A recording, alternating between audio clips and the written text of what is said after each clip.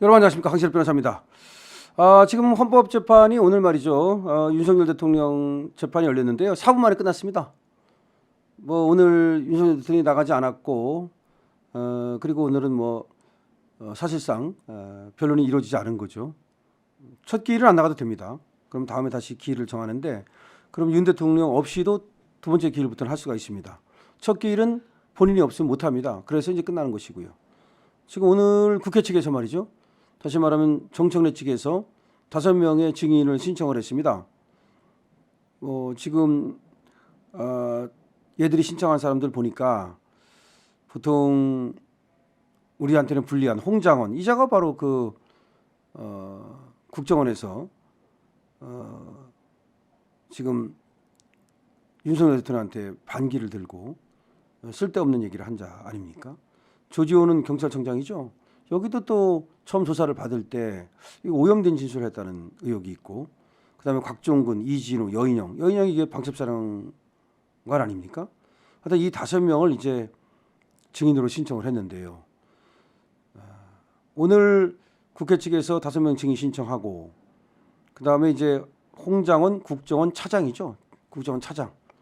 이자가 이제 국정원에서 있지도 않았던 일을 갖다가 있었다라고 저 민주당 측의 고자질한 자죠. 그다음 조지호 경찰청장 여기 이제 구속돼 있잖아요. 그다음에 곽종근 특수전사령관 이자가 질질 짜고 뭐 이렇게 민주당 편에 서가지고서 증인한 한 놈 아닙니까? 국회에 나와가지고서 이진우 수방사령관 이자들 다 마찬가지예요. 영인현 국군 방첩사령관 요것들을 이제 증인 신청을 했는데, 결국 홍장원 국정원 차장이든 조지호 경찰청장이든 곽종근 특수전사령관이든 이진우 수방사령관이든 여인영 국군 방첩사령관이든 모두 이제 이 계엄이 윤 대통령의 의사에 의해서 불법적으로 무지막지하게 내려졌다. 이런저런 어떤 지시를 했다. 이런 것들을 이제 끌어내려고 하는 건데, 사실과 아닌 얘기를 국회에 나가서 한다든지 내지는 민주당 국회의원들한테 한다든지 그런 우려가 있고, 얘들이 그 조사를 받을 때에도 민주당 측에 가까운 그런 변호인단이 들어가 가지고서 얘들의 진술을 오염시켰다는 의혹이 있습니다. 그렇기 때문에 얘들을 이제 증인 신청한 이유는 거짓 진술을 통해서 모든 것을 윤석열 대통령한테 뒤집어 씌우기 위한 것이라고 보면 됩니다.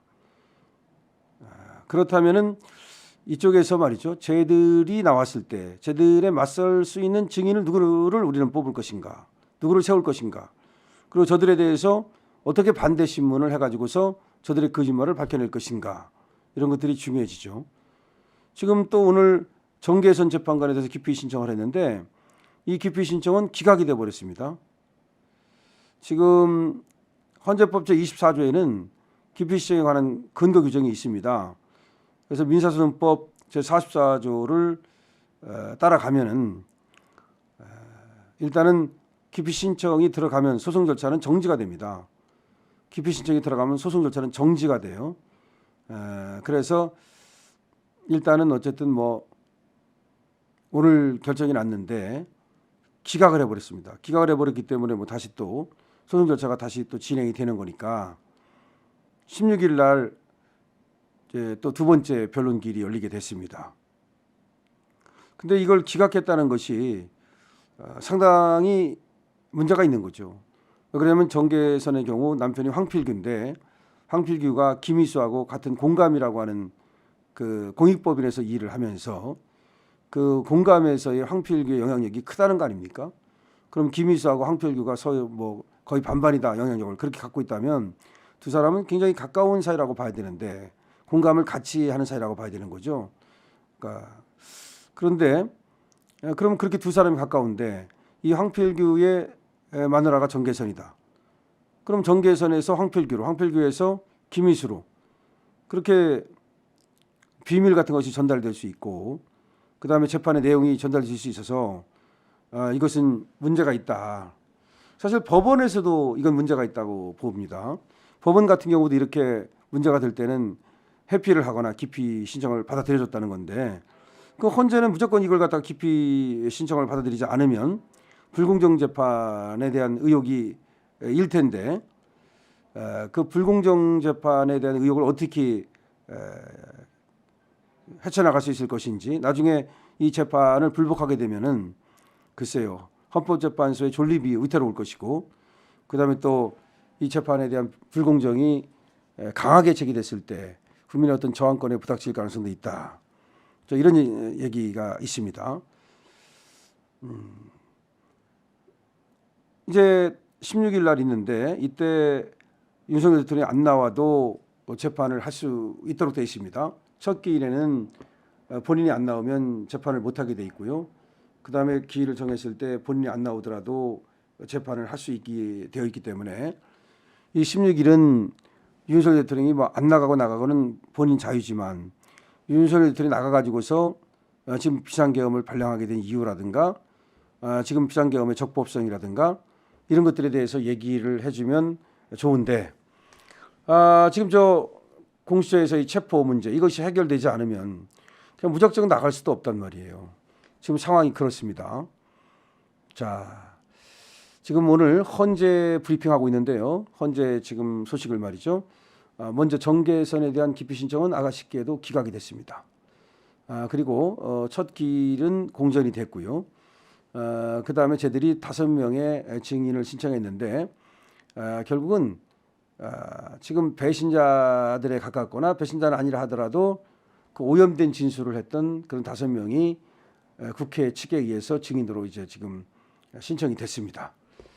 그리고 16일은 윤석열 대통령이 나가가지고서 뭔가 스모킹 건, 히든 카드를 내놓느냐라는 문제가 있습니다만은 이 스모킹 카드가 스모킹 건이 이 히든 카드가 나와준다면 일거에 그 탄핵 심판을 유리하게 바꿔놓을 수 있을 것이다라는 생각이 듭니다. 그리고 또 이제 여론조사가 이제 오늘 중 내일 중으로 나올 거거든요. 이 여론조사가 50%를 넘기는 가운데 이 탄핵 심판에 나선다면 훨씬 더 윤석열 대통령이 어떤 그 유리한 고지에서 이 재판을 이끌어갈 수 있을 것이다라는 생각이 드는데요.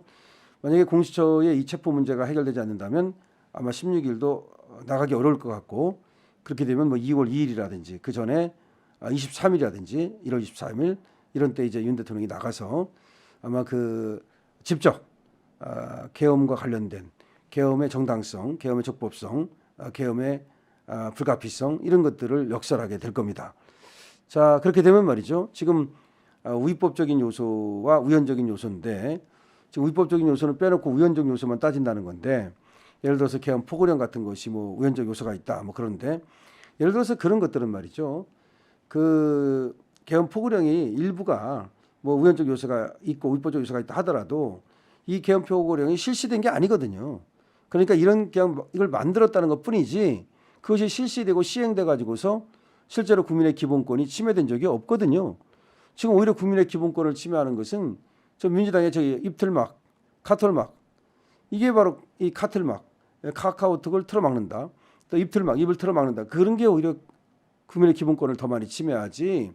지금 뭐 윤석열 대통령의 계엄에 의해서 기본권이 침해된 게 뭐가 있습니까? 지금 광장에 나와서 얘기하는 어떤 젊은이 친구들도 그런 얘기를 하고 있지 않습니까? 근데 그런 거. 그래서 국민의 기본권이 침해된 적이 없다는 거. 그리고 계엄의 목적은 무엇이었고 그 목적을 달성하기 위해서 계엄을 했는데 거기에 스모킹 건, 히든 카드, 예를 들어서 뭐 선관위 문제라든가 이런 것이 나오면 일거에 윤 대통령이 전체를 장악할 수도 있다. 이런 생각도 듭니다. 어쨌든 간에 헌법재판소 이 재판이 좀 공정하게 진행이 돼서 윤 대통령의 어떤 그 정당성, 계엄의 이런 것들이 확인이 됐으면 좋겠습니다. 자, 강시엽 TV입니다. 렛츠 고 투게더.